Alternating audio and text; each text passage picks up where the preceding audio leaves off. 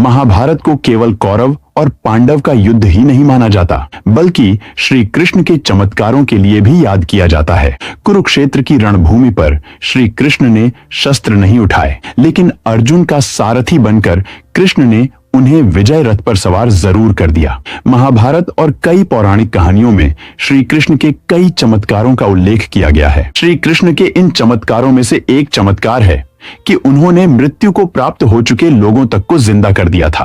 अभिमन्यु के पुत्र परीक्षित को जीवित करने की कहानी बहुत प्रचलित है, लेकिन क्या आप जानते हैं कि परीक्षित के अलावा भी श्री कृष्ण ने 9 लोगों को जिंदा किया था? आइए जानते हैं महाभारत की यह अद्भुत कहानी। अर्जुन की मृत्यु उनके पुत्र के हाथों हो चुकी थी। अर्जुन की चौथी पत्नी नागकन्या उलूपी थी। नियम के अनुसार जब द्रौपदी युधिष्ठिर के कक्ष में थी तो अर्जुन ने गलती से उनके कक्ष में चले गए थे। इस कारण से अर्जुन को 1 वर्ष का दंड मिला और उन्हें राज्य छोड़कर जाना पड़ा था। तब अर्जुन नागलोक में उलूपी से मिले थे। इससे पहले अर्जुन की तीसरी पत्नी चित्रांगदा से एक पुत्र हुआ जिसका नाम बभ्रुवाहन रखा गया, लेकिन अर्जुन को नहीं पता था कि बभ्रुवाहन उसका पुत्र है। अश्वमेध यज्ञ के दौरान जब पांडवों ने घोड़ा छोड़ा तो घोड़ा जाते जाते मणिपुर राज्य में पहुंचा, जहां पर मणिपुर राज्य के राजा बभ्रुवाहन ने घोड़े को पकड़ लिया। इसके बाद अर्जुन भी वहां पहुंचे, जहां दोनों के बीच युद्ध हो गया।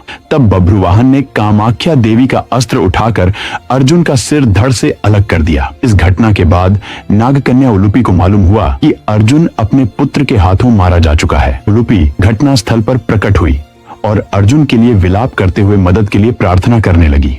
उलूपी की प्रार्थना श्री कृष्ण तक पहुंची और कृष्ण उस जगह पर प्रकट हुए। अर्जुन की मृत अवस्था पर पड़े देखकर श्री कृष्ण ने उलूपी से नागलोक से नागमणि लाने के लिए कहा। नागमणि और अपनी शक्तियों का प्रयोग करते हुए श्री कृष्ण ने अर्जुन का सिर धड़ से जोड़कर उन्हें फिर से जीवित कर दिया। उत्तरा के गर्भ में मर चुके परीक्षित को बचाया।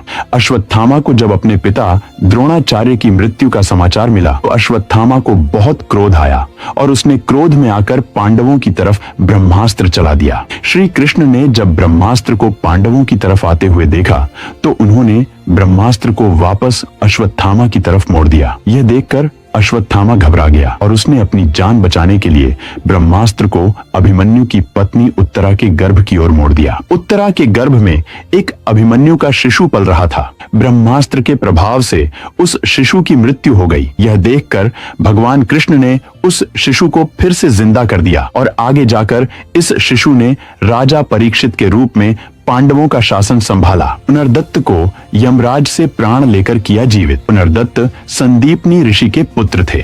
श्री कृष्ण और उनके भाई बलराम ने गुरु संदीपनी के आश्रम में ही शिक्षा ग्रहण की थी। जब शिक्षा समाप्त हुई तो श्री कृष्ण ने गुरु संदीपनी और उनकी पत्नी से गुरु दक्षिणा में कुछ मांगने को कहा। तब शोक में डूबे माता पिता ने श्री कृष्ण से अपने पुत्र पुनर्दत्त को लौटाने के लिए कहा। वास्तव में पुनर्दत्त एक दुर्घटना में मर चुका था। तब श्री कृष्ण ने गुरु पिता और गुरु माता की गुरु दक्षिणा देने का वचन दिया और यमलोक में यमराज के पास पुनर्दत्त के प्राण लेने चल दिए।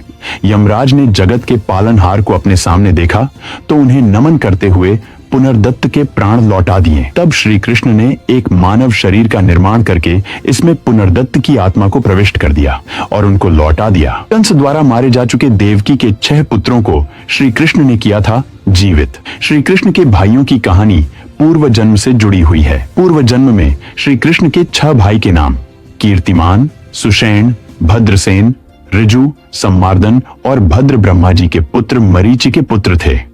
इसका अर्थ यह हुआ कि ये 6 भाई ब्रह्मा जी के पोते थे। ब्रह्मा जी स्नेहवश अपने पोतों की हर गलती को क्षमा कर देते थे। इस कारण से 6 भाइयों को अहंकार हो गया और वे उत्पात मचाने लगे। यह देखकर ब्रह्मा जी क्रोधित हो गए और उन्होंने 6 भाइयों से कहा, तुम किसी राक्षस की तरह उत्पात मचाते हो, इसलिए तुम्हारा अगला जन्म राक्षस योनि में ही होगा। इस कारण से इन भाइयों का जन्म हिरण्यकश्यप के कुल में हुआ, जहां मुक्ति पाने के लिए ये भाई भगवान विष्णु की आराधना करने लगे। इस कारण से हिरण्यकश्यप के कुल से एक और शाप मिला कि जिस विष्णु की भक्ति में ये सारे भाई लगे हुए हैं, इनका जन्म उनके ही कुल में होगा, लेकिन सारे एक असुर रूपी मनुष्य के हाथों मारे जाएंगे। इस शाप के कारण ही देवकी के गर्भ से इन भाइयों का जन्म हुआ और एक एक करके सारे पुत्र असुरी स्वभाव के कंस के हाथों मारे गए।